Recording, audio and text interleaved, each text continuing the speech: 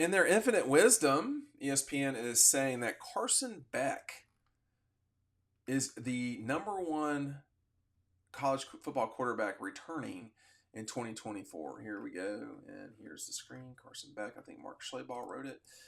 So, look, it's quite a statement for someone that was considering coming back and someone who, there was always a curiosity about Carson and what he could do, etc. And we saw, Dog Post has been a big Carson Beck, cheerleaders for a long time. You can go back and watch the videos.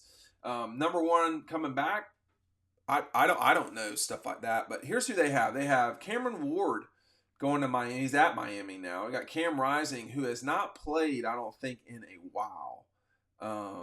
I don't think he's played since since 2022. So it's been some time since he's played in a football game. He's really good, by the way. So is Shedeur Sanders. Now, he doesn't have a lot in front of him. He does not have a lot in front of him, but he definitely is a very good playmaker and so forth. And it's been a lot of change up there at Colorado. We'll see if they can keep it going in 2024. Jalen Daniels, excuse me. If you've not seen Jalen Daniels at Kansas, he's quite good. 700. He got hurt this past year, but he is something else. Jackson Dart, obviously everybody watching this has seen him at Ole Miss. He had a hard time against the Dogs. It happens. Noah Fafita at Arizona. I'm sure I'm pronouncing that wrong. All apologies. He's also quite good. This is a big late night college football. This channel loves that. We watch it a ton at Dog Post. Jalen Milroe, the number 4 guy coming back. Okay. I don't think he's near Carson Beck, but he's not in this case. But I wonder if that's gonna, Jalen Milroe's got. This is gonna be a big year for Jalen Milroe. Well, let's just see what happens. And Quinn Ewers at Texas, I think a lot of people would have had him at number 1. In some cases, he had a couple first place votes in the ESPN voting. I don't know. They're not really explaining how many first place votes necessarily there are out there to get. But my rough math shows that there's 7, it looks like. No, 8. So Dylan Gabriel Dylan Gabriel's jumped around a lot. He was at UCF, the 2017 national champions. Then he went over to Oklahoma, and now he's at Oregon. So boom, boom, boom. That's a lot of moving around. And then you got Carson Beck. So 3 first place votes for Gabriel at Oregon, and then 5 first place votes for Carson at Georgia. This one thing that Mark Schlabach has to say about Carson, I think is really important and has not been. It's going to be pointed out a lot as we go through time. This is what Mark wrote. He says Beck won't have All-American tight end Brock Bowers or receiver Ladd McConkey. Then again, he didn't have them at his disposal for extended stretches last season either. There was almost never a time in 2023. In fact, I don't think there was a time where Georgia's offense was completely healthy. At no game, I don't recall that being the case. Now, you can say that about a lot of college football teams. That's what happens, But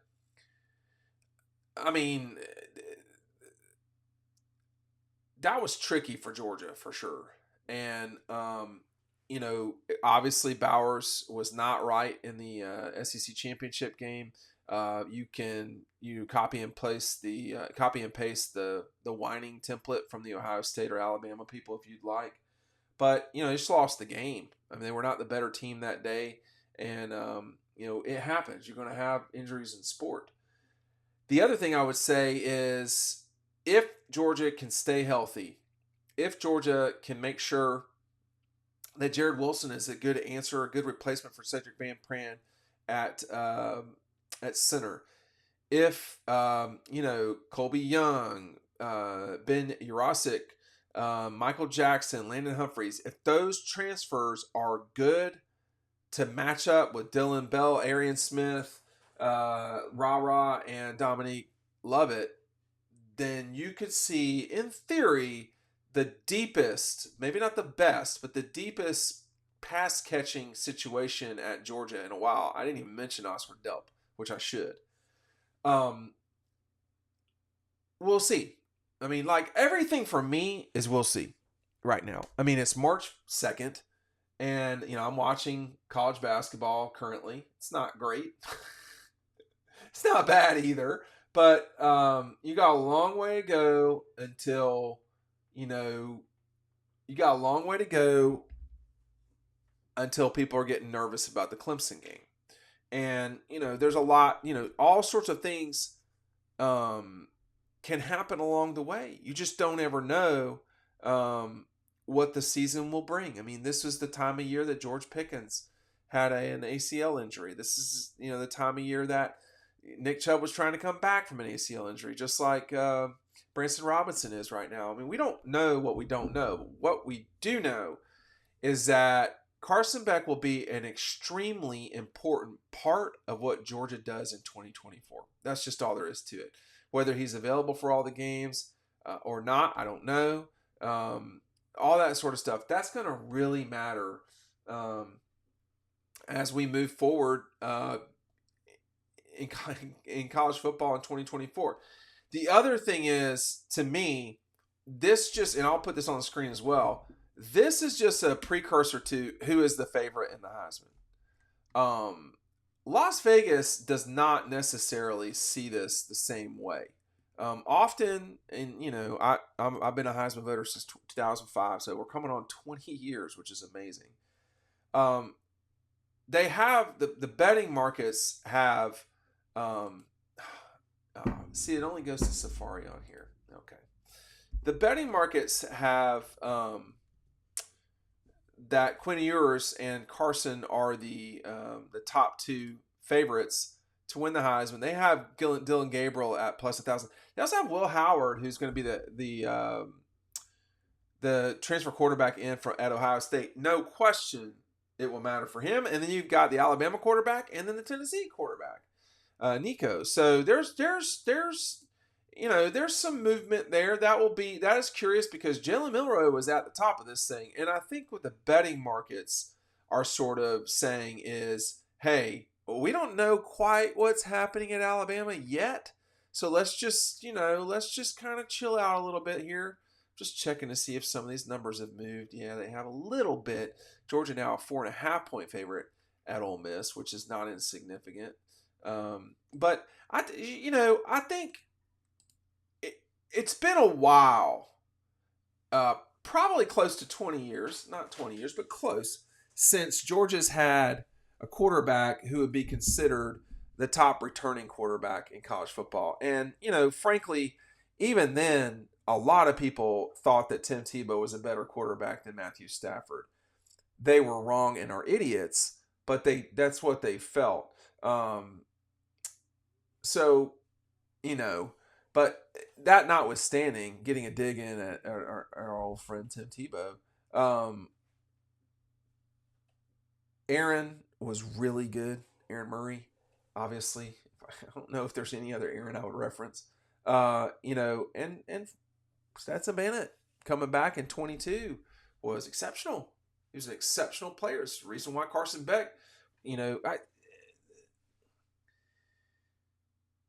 There's another reason why I don't report everything I hear, because often it just turns out not to be true. And I remember a lot of conversations about Carson in the past with folks who were, certainly tied in that felt that certain things would happen and they didn't, and that's okay. But I think I'm looking forward to this season in a way that I have not looked forward to other seasons in a while. I mean, I don't think you got to kick off with Clemson every time for me to get excited about a season. But, in 21, we were coming off COVID, and I think everybody needed college football, like normal college football. In 22, it was such a blur for me in the offseason with 21 because I'd never covered a team that won the national championship and the book and so forth. So it was a lot. And by the time the start of 23 got around, there was no big game. Georgia's won the national championship. So everything that happened the year before happened this year, except there was two deaths inside the program at Georgia. It was a very bad and rough time at Georgia. That offseason was really bad and difficult and hard to deal with. Now we're coming into 24. You have Texas and Oklahoma coming in the league. You have an expanded playoff. Georgia's not won the national championship in the last 12 months. So it's a little bit different. But I also think that all of those things combined with, big games against Clemson, Texas, Alabama, and then, you got your traditional rivals, Tech, the Gators, and Auburn. I mean, you got 6 at least really big games in the season there that only has 12, and that doesn't even count road trips to a road trip to Ole Miss and a game against Tennessee. So if you want value for your money, if you want value for your attention, 2024 is that. And ESPN thinks that Carson Beck is the number 1 guy coming into the fall at quarterback. Do you think that's true as well? Let me know below.